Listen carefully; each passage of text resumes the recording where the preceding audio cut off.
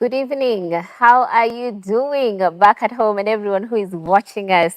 My name is Beatrice Watare. Welcome to Health Check. This is your live weekly medical show for all matters health.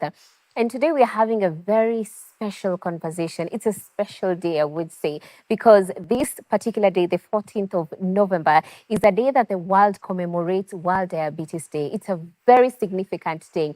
And what we, gear towards, even as we celebrate this day, is to make sure that there is awareness and the impact of diabetes on those who are actually affected and the people that are around as caregivers, the people who are going to be offering that help that is needed to those who are being affected and who have the condition of diabetes. We are very much privileged to have, for the second time, Dr. Wanyoike Martin. Karibu sana. Asante. Yes, and Yes. we also have our dear Dr. Rose Jacqueline. Yes, I keep saying Rosaline, but it's Rose Jacqueline, who is a cardiac nurse as well as a diabetes educator. So we're going to be just demystifying this particular conversation and looking into the prevention as well as management of diabetes. So you can share a link with whoever you feel may need this conversation of the day today. So you can share the link. We are live on YouTube and also on Twitter, on Hope TV Kenya, and also on Facebook as well at Hope TV Kenya. So you can share the link to your friends and family who may be needing this talk that we're going to be having today. And also remember, you can send in your questions, whatever concerns that you may have on this topic. You can definitely send those questions in. And after the break, once we get over with this, the very first 30 minutes, when we come back, we'll be looking into some of your questions. And you can send those questions on our WhatsApp number, which is 0708 222 That is 0708 222 323. And also, guys, let me just remind you about our FOH campaign that is currently ongoing. We are calling on you to contribute 100 shillings to impact one more soul with the message of Christ. So you can send in your contribution to our paybill number, which is 933933, account FOH Health Check or FOH TV. Just as long as you've written FOH, it doesn't matter what you put ahead of that. It's just okay. And we appreciate all those who have contributed to this amazing campaign ambayo tunaita 100 for 1, na unaweza kuwa rafiki mso by being part of this huge ministry that we're running and campaign as at now. So let's get down to it. Habari yenu? Nzuri. Yes. Yes. Welcome. We were just joking about it, how we've coordinated. We have the blue, and actually, diabetes is marked by a blue circle. So, and also our set looks blue as well. So it's really, really nice. But let me allow you guys to introduce yourselves. I know Dr. Wanyoke you have, but you can do it again for our first time viewers. Yes. My name's Yes. Dr. Martin Wanyoike. Mm, Yes. And what do I do? I'm a heart doctor yeah. at a clinic based in Nairobi Hospital Mm-hmm. named Prime Care Heart Clinic. Okay. Yes. Welcome for the second time. We have First, yeah, the yeah. very first time. We love you. Thank you. Tell us who you are. Thank you. I'm Rose Jacqueline Kagwe. Yes. I'm a cardiac nurse by profession and a diabetic educator. Yeah. I work at Prime Care Heart Clinic. You're based at Nairobi Hospital, and you're here to enlighten each other, not really to teach. Thank To you. enlighten. Yes. Okay, beautiful. And I think whenever we are marking any World's Day, like whatever it is, it's always geared towards awareness, making sure that people are aware. So, being that today is World Diabetes Day, even as a diabetes educator, what would you say is the most important thing that people need to learn? Like this.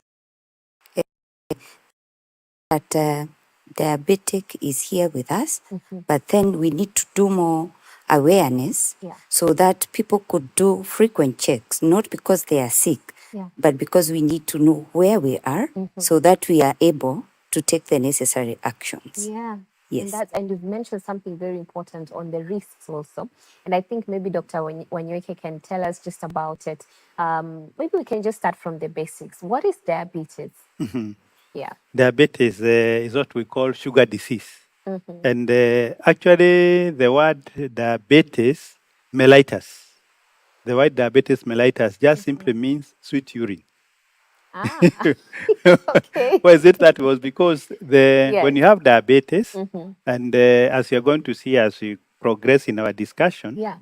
a normal person, if you measured your sugar now at this point in time, what you do when you measure the sugar now, that sugar is called random sugar. It's a sugar done when you are not fasted.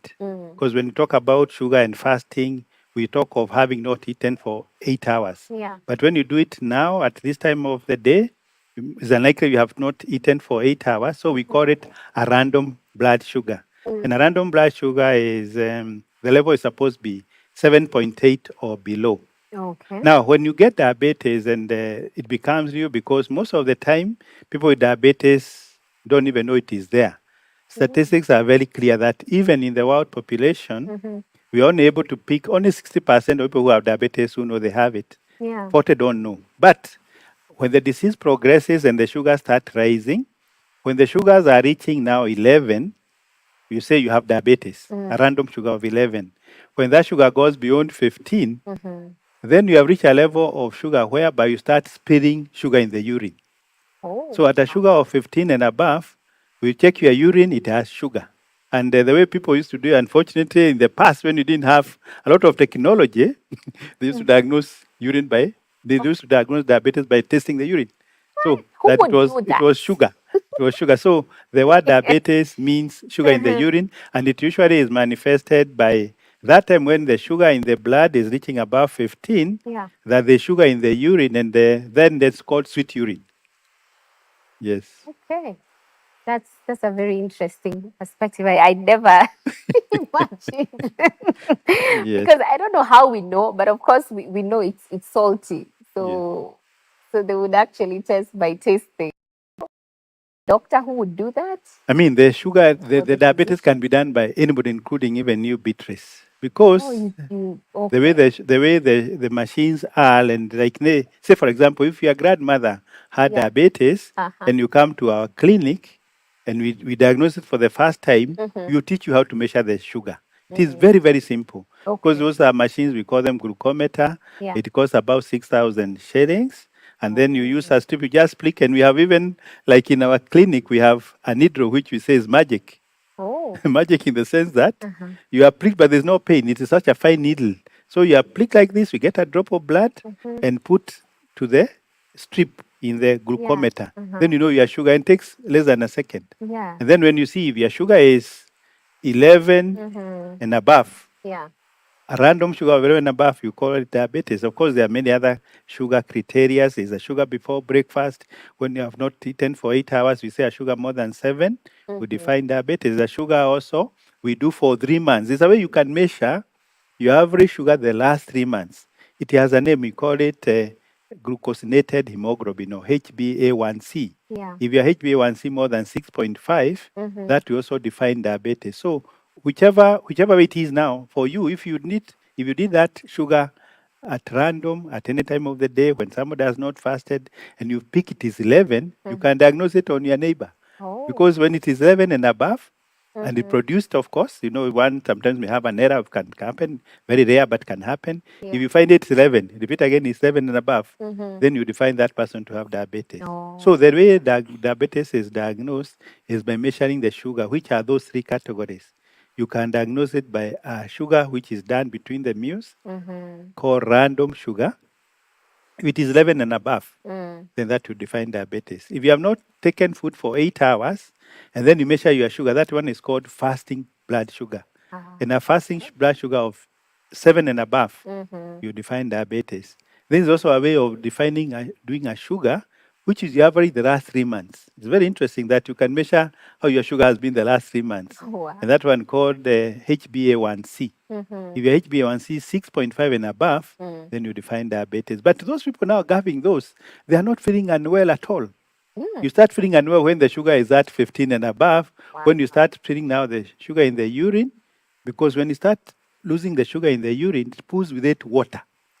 You pass a lot of urine because that sugar has osmotic effect. Yeah. It's like pulling your water out of the body. So that maybe you are producing 3 liters of urine at night. You have to wake up and go to the bathroom many, many times. Yeah. So that one, when you are talking to our medical students, when they are learning these conditions, we say that passing a lot of urine, we call it polyuria. Poly means many. Yeah. So polyuria, passing out of urine at night, you are going more than 1, 2, 3 times. Then also, because that water has to be replaced, people with diabetes, it is when it is extremely high, Okay. when you are 15, 20, that you're also feeling very thirsty. At night, you are going to take water because you are feeling queue. Unasikia queue, you have to go and take water at night. And then you're also going to the bathroom very many times.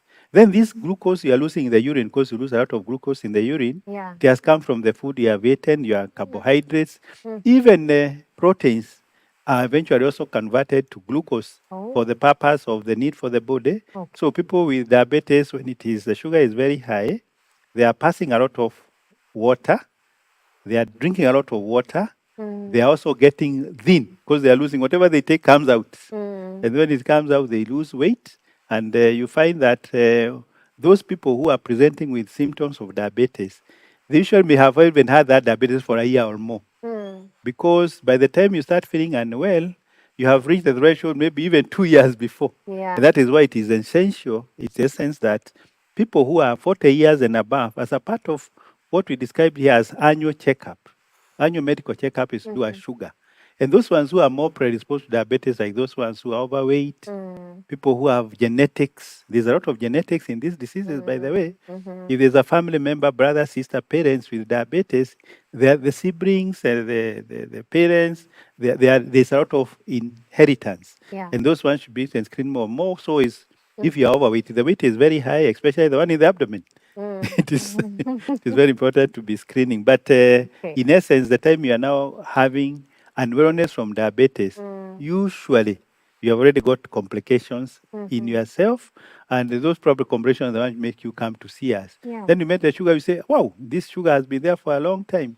And now you find that now if you are just done a checkup, routinely, that glucometer, which is in the neighborhood, was used to check the sugar, then you are picked it. But obviously, the way we said, the same thing we describe about high blood pressure, the sugar should also be measured when you are a medical person, Right. especially when you are 40 years and above, and also for the younger people, especially when the weight is on the higher side, because once you do it, it's the time to know.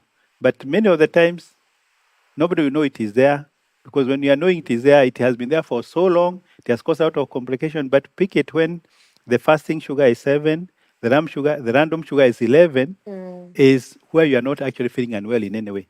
And that's the time treatment should be started. Oh, okay. Thank you. And I think maybe, can I call you just Jacqueline? Yes, yes. Yes, Jacqueline. Dr. Onyeka has mentioned it, but I would just love you to put a bit of emphasis on these screenings and how one needs to make sure that you're getting checked for diabetes. At what age should you even begin to go for this kind of checkups just to confirm that you don't have the diabetes? Just like Daktari has mentioned, Yeah. we recommend younger people who are overweight. Okay. Any contact you have with a healthcare professional, that is an instant you should utilize to check the sugars. And then at the age of 40, we recommend that you have annual checkups. So anytime you're also doing annual checkups, checking of the blood glucose should also be part of what is done, so that, like he has explained, Yeah. probably you present to us when you're already in diabetic stage. Yeah. So for us to be able to pick early enough, it has to be a routine.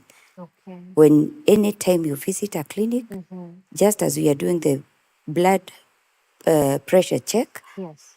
blood sugar check should also be a routine. Yes. Okay. Not because one is diabetic, Yeah.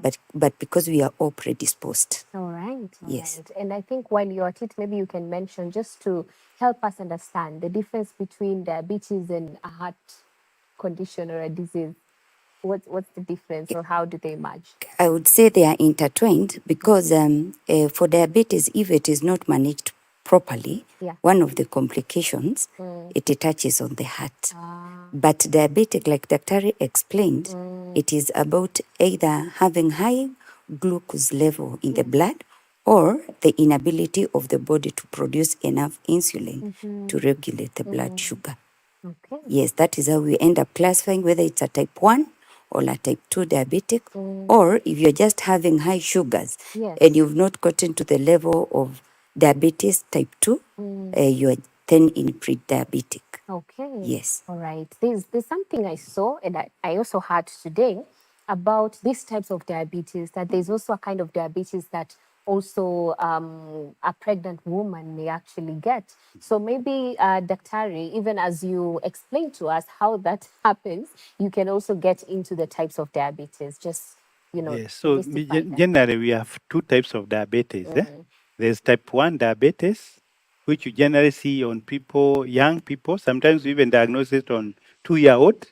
Wow. And then there's type 2 diabetes, which Yeah. more commonly we find it after the age of 40. Okay. But obviously, there's a lot of overlap. You can even have somebody at the age of 60 and is being diagnosed with type 1 diabetes. That can still happen. But the way we differentiate the two, especially for the people who are more than 40, people who have type 1 diabetes, they tend to be very thin. They are very trim. Okay. They tend to be very trim. Whereas the type 2 diabetes is for the big boys and big girls. Yeah. So, so the statistically wise, Yes. type 1 diabetes is present in about 5 to 10% of the people with diabetes, whereas type 2 diabetes, and this we're talking about people when they do the statistics for 18 years old and above, because it considers for the adults from 18 years and above, type 2 diabetes you find in about 95% of the patients. Okay. With that, then of course is that one related to the pregnancy, and the pregnancy comes and is very interesting because during pregnancy there are a lot of steroid hormones in the body, and those steroid hormones themselves can bring about diabetes. Like for example, if you are taking a lot of steroids for, like example, if you have joint diseases, there are some joint diseases we use steroids like a medicine called prednisone.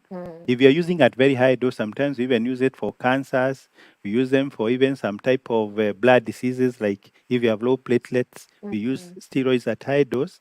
Those steroids can predispose you to have diabetes, and you can have what is called steroid-induced diabetes. And usually when you stop the steroids, for whatever reason you are using them, it was a process which is reversible. When you stop them, the diabetes improve. The one now related to the pregnancy, we usually try to get it after 5-6 months, and it's quite prevalent actually. Whereas many of the people, as we said, before you start feeling unwell is when the sugar is very high. But we are diagnosing diabetes even with a sugar before breakfast of 7, between the meals of 11, the one for 3 months more than 6.5. Yeah. And so in the diabetes, when they are 24, 27 weeks there's a routine for screening for that diabetes as a type because these are quite prevalent. And those ones who are now, you find they are getting diabetes in relation to the pregnancy, they tend to actually eventually develop diabetes in future. Oh. There is a very high risk in the future, and they need to be even screened more than even that annual checkup because they are predisposed. But it is managed in a particular way. There we are very meticulous on the targets of sugar because they are very strict, because that diabetes, when it is not controlled very stringently, Yeah. then the baby get a lot of complications. Oh. The unborn baby, including even getting abnormalities on even structural abnormalities, get many of those inborn diseases like heart diseases, which are related to congenital, the ones we are born with. But more of those diabetes, what we really used to even learn when we are young medical students, when you have a diabetes where the baby is not managed very well, they tend to get very big babies.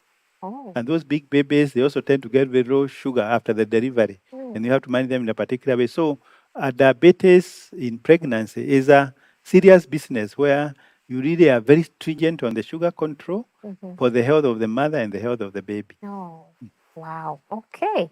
That's a lot of insight because I literally heard about that today when I was just doing my research. I'm like, oh, this actually happens. And as you said, it's something that is common and it happens to a lot of moms.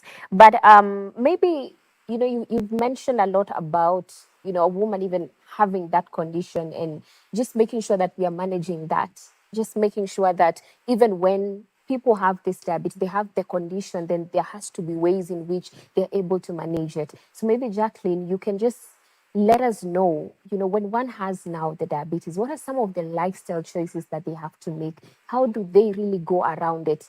Maybe not medical related, but some of just those lifestyle things that they can do that can help them manage it.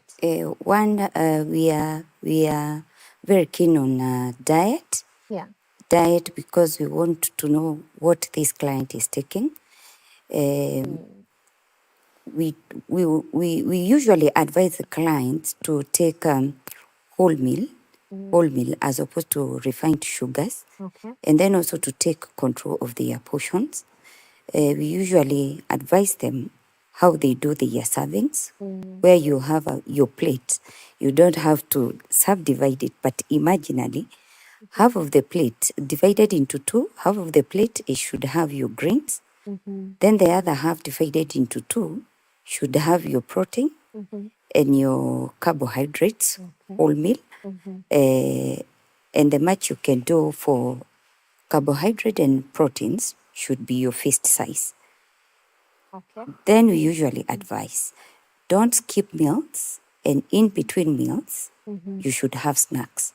These will prevent you from binging or becoming excessive hungry, so that when it is mealtime, now you overcompensate. We also advise on exercise, because exercise helps in use of the sugar in the system. We recommend, if possible, at least 4 or 5 times in a week. Yeah. And then we also advise on having accountability partner who would watch what you're eating. If it's about exercise, how often you are exercising and how disciplined you are.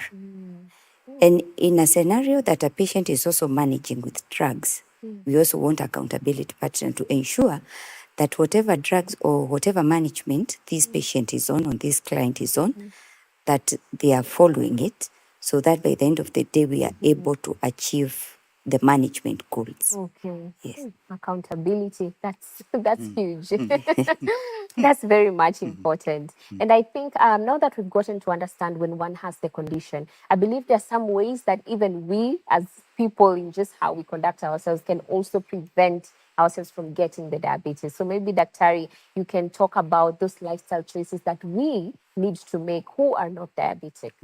Actually, the same. We always tell, in fact, we're even having a conversation with one patient today, Yes. that diabetes and blood pressure are like brothers and sisters. They are inherited by the same genes, sort of. Okay. They have the same inheritance and the same lifestyles.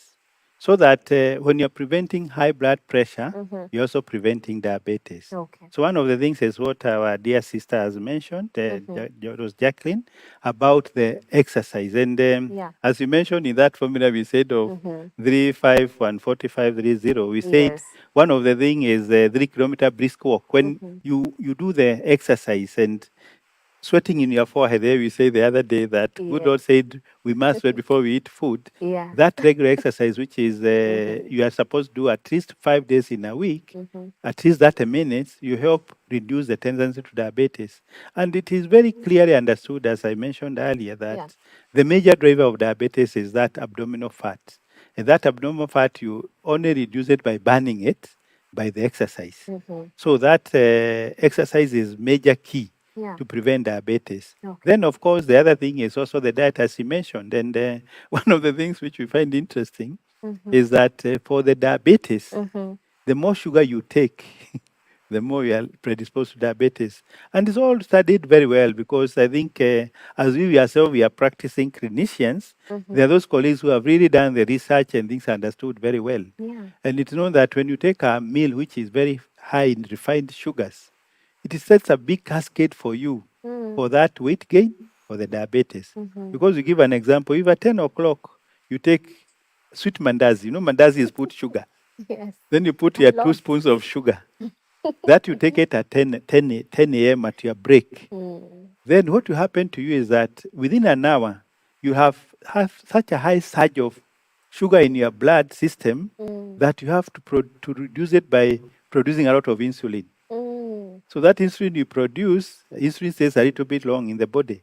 So that by the time now it's 1 o'clock, when it's time for lunch, you still have insulin in your body and the sugar has been drew down. So that time when you go for lunch, you not even talk to your friends. So, of course, the caloric intake gets more. It's driven. And the way we also know, just like the same thing I was telling you, sharing you the story of the talent, that the more you have, this is we see in Luke's Gospel. We read a little bit, even when we are practicing medicine. Luke's Gospel, we have there chapter 19, verse 26. That one we quoted, that the more you have, more you added. The more you don't have, even little is taken away. So people who already have gained the weight, they have such strong forces in themselves to gain more weight, which they are not in control. Just like that talent person who was added 5. So the weight gain, when it occurs and is not controlled, you reach a point of threshold of weight that it actually feeds on itself. And the more weight you have, the more feeding you have, and you feed it unconsciously. Just watch it when you go to a party. Those big boys and big girls, the plate they are putting on their food, they see it very little. But it is just something which happened emotionally. But when they are looking at the portion of the food, wanaona hiyo chakula ni kidogo. In fact, anasema, this food, me, I don't eat any food. They don't very eat, but they are not even perceiving it. So the weight gain is one of the things which preventing weight is one of the drivers of avoiding diabetes. Then, of course, the part on actually psychological stress. Stress is also a major driver for diabetes in the sense that the more stress you have, the more those negative emotions you have. We talked about them here the other time when you're talking about the heart problems. The same negative emotions of anger, jealousy, those hatred. If you have those in you, you tend to be angry all the time. And when you are angry with negative emotions, you are depressed. And when you are depressed, you feed more uncontrolled way. More worse is that even when you are having those negative emotions and you're angry, you don't even burn your calories. Your ability to burn goes down. So you get that weight gain. So you should always be, as we said, for heart health, for diabetes health, for preventing diabetes, try to be as happy as possible. Happiness. Don't be angry. Love everybody. Be kind. Have that generous heart. When you're doing those, you create those negative, positive emotions. The positive emotions, you help you burn your calories better. And you actually have less tendency to gain the weight when you have those emotions in you. But when you're angry, even when you are eating like you are very unhappy with that food. You will not burn calories. And you are biting it with a lot of vigor and a lot of vicious because you are angry. So being happy is very key to even prevent those problems. So exercise, weight management, reducing the refined sugars. And then, of course, that diet part of even that formula we talked about, the fruits and vegetables. When you take out of fruits and vegetables, it will also help weight reduction, and you help you also not have that tendency to get diabetes. Wow. I think my favorite is on the positivity. When I look at my life, I'm very positive. So you're lucky. I'm like, But anyway, guys at home watching us, and even those who are streaming live, thank you so much for staying with us. We are having such a wonderful conversation. And I think when we get back after this short break, we'll be looking into this question. Let me just read it. High health check. When a patient is prescribed on insulin and the glucose levels are above 18, even after injecting as prescribed, what is your advice, please? This is Mburu from Kikuyu. So when we get back, we'll be looking at that and more questions from you. So you can keep sending them in. We'll be back shortly.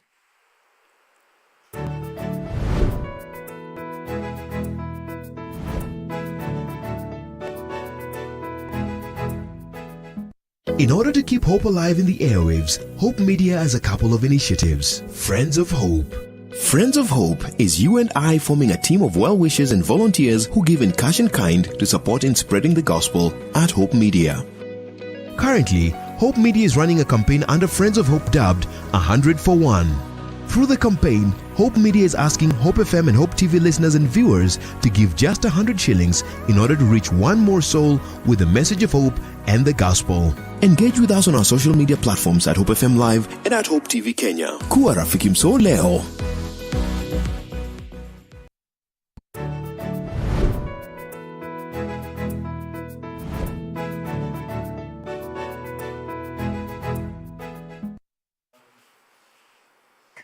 All right, welcome back. Today is World Diabetes Day, and of course, we could not be left behind in having a conversation on creating awareness. And with me is Dr. Martin Wanyoike and, of course, Rose Jacqueline, who is here and giving us so much knowledge and wisdom on this particular area. So before we went for the break, we looked into one of the questions that were asked.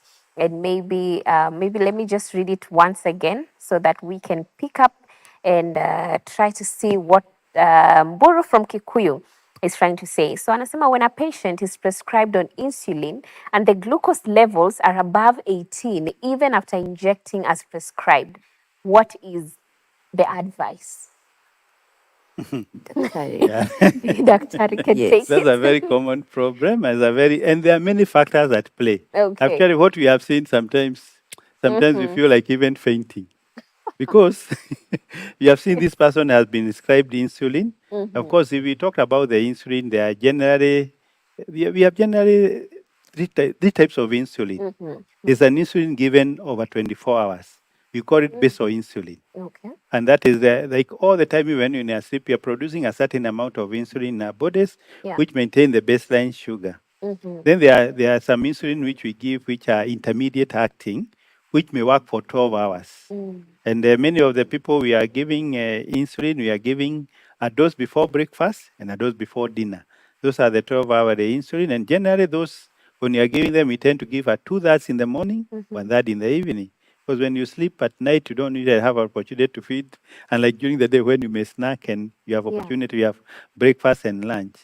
Then there are some insulins we call short-acting insulin. And that short-acting insulin generally works there are different types, but the ideal one works for about 6 hours. So now this person who is taking 18 units, the sugar is 18 and has given insulin, you need to even know what type of insulin is one on. Because if you are given the one with a baseline, that one, there are many preparations you have in this country, that may not even tackle that sugar between the meals and in between. It's supposed to take you, and the way we time it is actually that sugar before breakfast to know whether that dose is titrated properly. But what we have seen, and I told you, you have really been very shocked. Many of those insulins is an injection. Yeah. And sometimes we even feel like in this country, because some of us, when we are young, used to be told, if you cry, I'm going to take you to a doctor and you're going to be given an injection. Yeah. We have a lot of phobias and myths about injections. That's true. But I remember when we are training in South Africa, those people who are there, like even those insulins, even injection, like some drugs we use for blood thinners, they used to just see the manual and go and inject themselves. But in our place here, some people even then tell us, and we experienced it. It was even been to me just 2 weeks ago, where a lady tells me, if I'm going to have that insulin, I prefer to die. And they're serious about it. Whereas now you take out of time, explain to them. So somebody can have even that insulin, but is not injecting properly. Yeah. Sometimes the way the injection is supposed to be done, they just put the needle in and they think the insulin has entered without pushing. Oh my goodness. Sometimes one of the also common causes of insulin not working is that many of the times it has been shown internationally. If you are given the insulin to inject, people choose 4 areas in their abdomen because we like to eat the abdomen. Yeah. Those 4 areas, if you do it in one area very often, it gets scarred.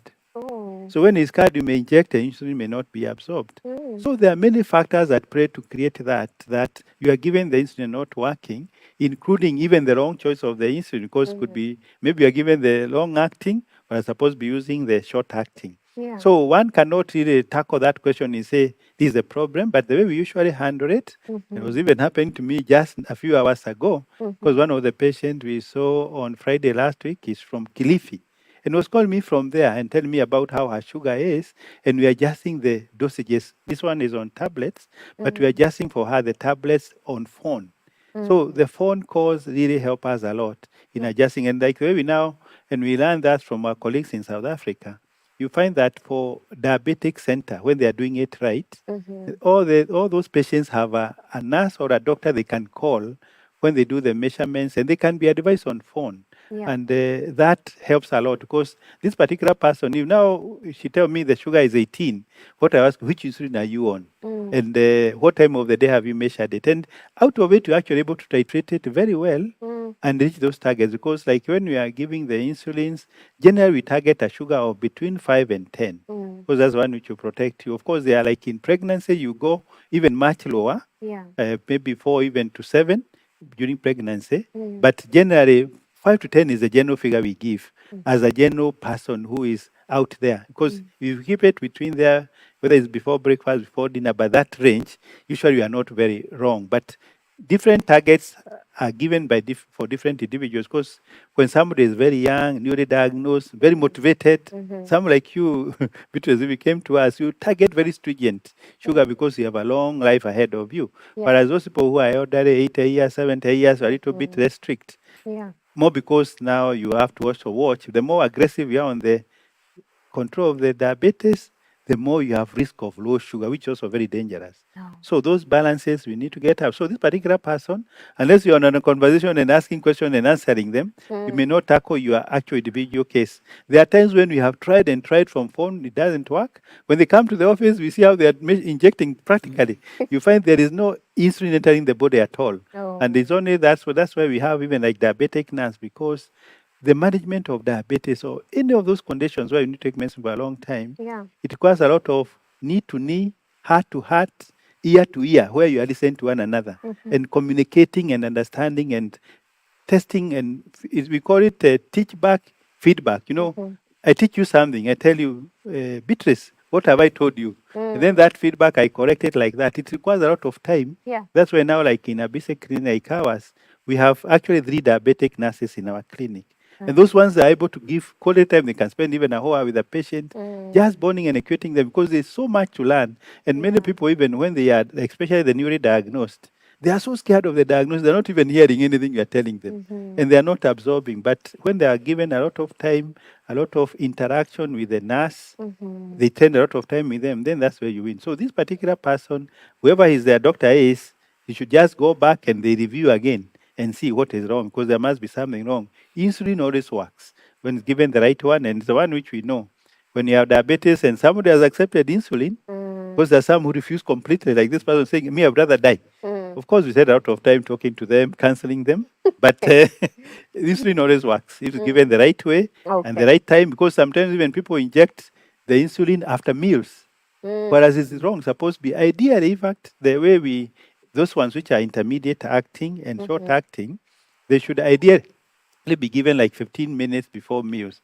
But the way we find is more practical is when you give before you feed, before you take the meal. But many people want to take after. That's the way they understood it, and that makes the sugar go haywire, because by the time we're giving the injection, it takes a bit of time to be absorbed, and correspond the food, it is that time frame for them being together. But if you're injecting after the meals, already the sugars get very haywire. Yeah. And I think even the one who posted the question, maybe you found one of the issues that maybe you could not be doing right. But then if you feel that you're doing everything the right way, then it will be best to see your physician so that, you know, he will explain to you what is happening. But there's this belief we used to have as children that diabetes ni ugonjwa ya matajiri, you know. People who have money are the ones more likely to get it. So what are the other myths and misconceptions with regards to diabetes? That I think is one of them that was just common even in my own circle as a child. But yeah. Just like Dr. said, there are those Yeah. when they are diagnosed first, they get into denial and then think this is a death sentence. And that is why you find patients who qualify to be on insulin refusing, opting the other way out. And that is why, as a diabetic educators, we also want to take time to take this person through what is diabetes, not in 1 or 2 sittings. It takes time so that they can accept that it's a condition one can live with and it can be managed. And we also use a team's approach where we want the healthcare worker, the patient or the client, the family, and the caregivers. All of us, we use a team approach to be able to help this patient. Yes. Oh, okay. Amazing. All right. And I think maybe we can look into, especially when we just consider the fact that we have diabetes, the condition in itself. We see it affecting so many people. But again, how can caregivers or the people who are offering this help to those who have this condition, how can they truly show up for them in the best way? In fact, when we diagnose a diabetic person, we don't want to handle that person alone. And that's why one of the things we even like for family life, that people have spouses, there are people they love, the people they trust, who can even come with them. Yeah. And unfortunately, we know in our society nowadays, there are even people who are just opted to remain single, which is very dangerous. Very dangerous. The ones who are even more in danger are my gender. If you're a male and you get you get diabetes without a spouse, you're not of, because you need a lot of emotional support. And that emotional support just comes because you have somebody next to you who is listening and hearing what is happening. So the family support is key for the management of diabetes. And especially the ones who are children, you are young, they need to that a lot of emotional support. And there are even times when it comes to like injecting, the person himself says he has locked his mind that he cannot learn. And now he has nobody close to him to do that for them, then becomes a problem. But more of is that the emotional support which you require. Whereas you are learning as two people, then when you are also as a team, you are even able to get that education together. You're able to understand your drugs together. And two are always better than one. And when people move as a group, it helps a lot. Then those complications of diabetes, when they set in, is when you really need other people. And you haven't even talked about it yet. I'm sure maybe they're coming on. But diabetes complicates so many things in the body. Starting from the brain, you are at a high risk of a stroke. And the stroke comes the same way because the cholesterol deposit in the blood vessels of the brain is accelerated more by diabetes. When somebody has a stroke, and we have many people who have had a stroke because of diabetes, they really need a lot of that social support from the family for them to even cope with the disease. And because they maybe have that disability, and that disability where you may not even do what we call activities of daily living, like taking care of yourself, bathing, washing your clothes, cooking the food, and that support. Sometimes you may just be paralyzed one side. Sometimes you lose even your speech. And when that happens, then it's a major problem. The major cause of the blindness all over the world is diabetes. Diabetes affects the eye in a big way. And many of the times when you're even diagnosing people with diabetes, because of the disease having been there 3-4 years before, the eyes may always be affected. And we even say that anytime when you have sugar high, more than 10, the retina is getting affected. And those affections in the retina is where the retina just get damaged. Sometimes one day, one may bleed in the retina and is not able to see again. And it is very sad that those things, because we collaborate with somebody who's diagnosed to have diabetes, once a year should actually be checked by an eye doctor. They have some very special instruments which check the retina very well. And that way then you're able to pick the problems, because when they pick them early, you can treat them early and prevent those complications of blindness. Coming down to the heart, heart is the one most affected in a big way. If you take those people who get heart attacks and those who get blockages of the blood vessels, one of the major drivers of that is diabetes. And diabetes predisposes to heart attack in a big way. Diabetes itself causes the heart muscle to become weak by itself. You have what we call weakness of heart muscle from diabetes. We call it diabetic cardiomyopathy. Then the worst is that when you have diabetes and you get heart attack, your outcome is very bad. You tend to do very poorly because the sugar has damaged so many vessels, the disease tends to be very severe, and the outcome is very poor. We find that people who have had a heart attack and don't have diabetes, and a diabetes who has a type 2 diabetes, who has never had attack, they behave the same way. So people with diabetes type 2 and they have had it for 5, 10 years. Their body behaves like if they already had a heart attack before, and they are very high risk of getting another one. Going down, kidneys. Many of people going for dialysis because of diabetes, not being managed very well. And that is also something you can prevent by just picking some certain targets. And then going down in the legs, the leg problem for diabetes is big because people with diabetes, especially when you keep that sugar above 10, you tend to affect the nerves. When the nerves are affected, you may even get a thorn prick and you don't feel it.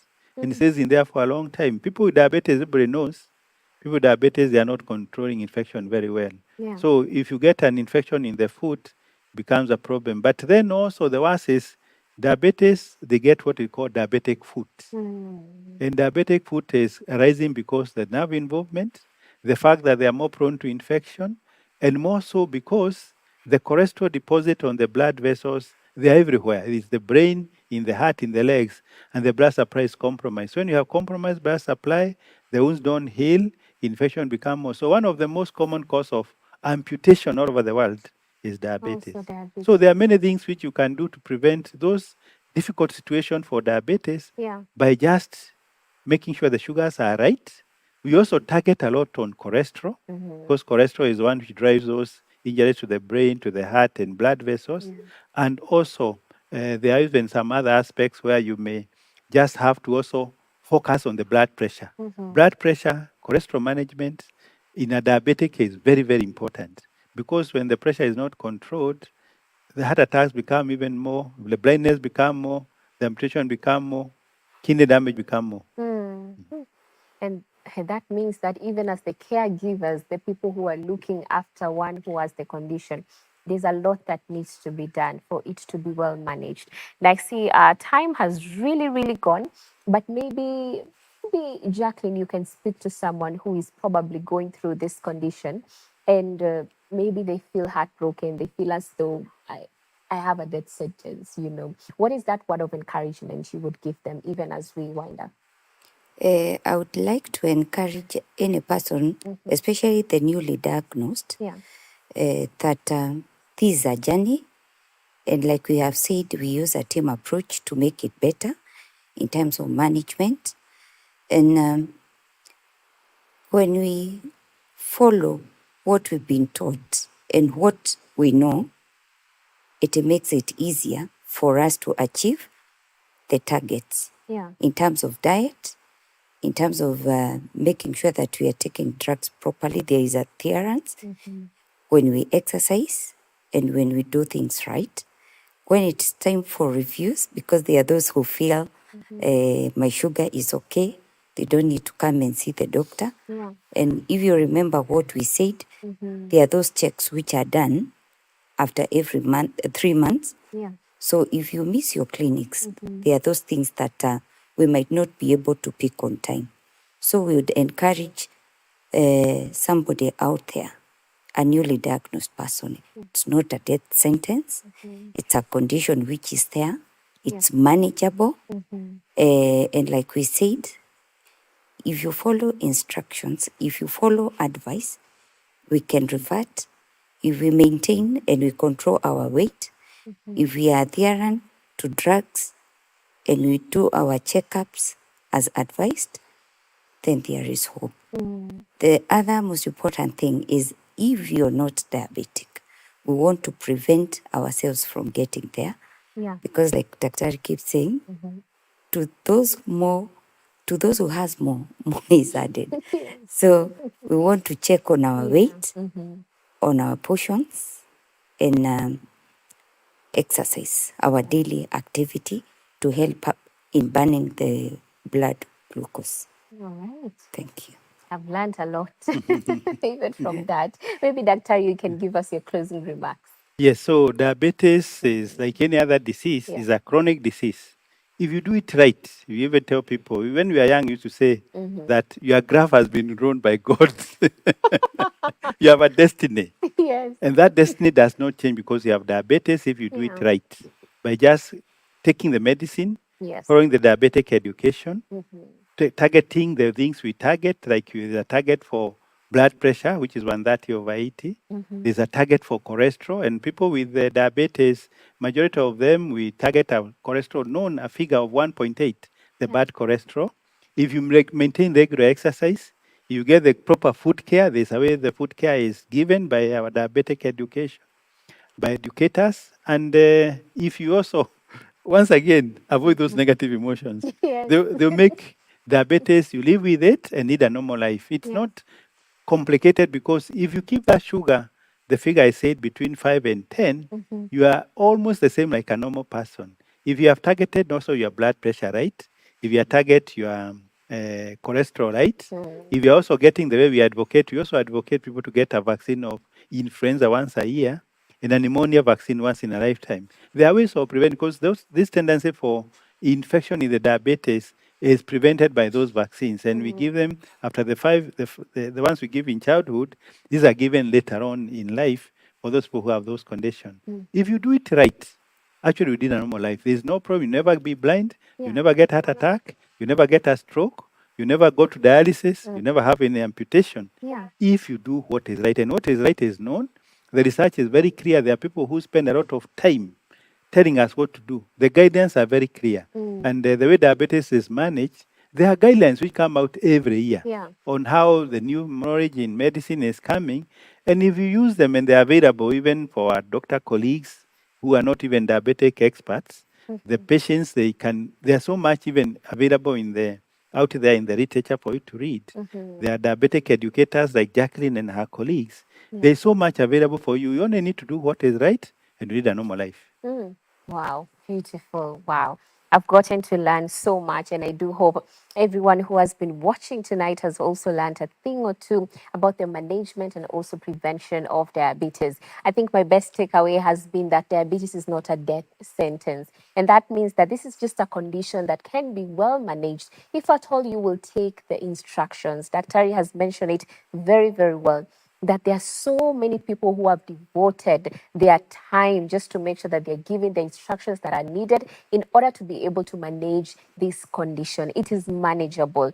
And I think I love the slogan that we have on know your risks and know also the response that you're supposed to take. So let's just have it in mind that this is not a death sentence. This is something that can be well managed if only we can listen keenly to the instructions that are being given and take up every information we have seriously. So this has been Health Check, and even as we are marking the World Diabetes Day today, we've had a beautiful conversation, and I do hope you've gotten a thing or two. You can definitely share this link even on YouTube too. We've been live, so you can share the link to anyone who you feel may need this information. My name is Beatrice Watare. Have a good night.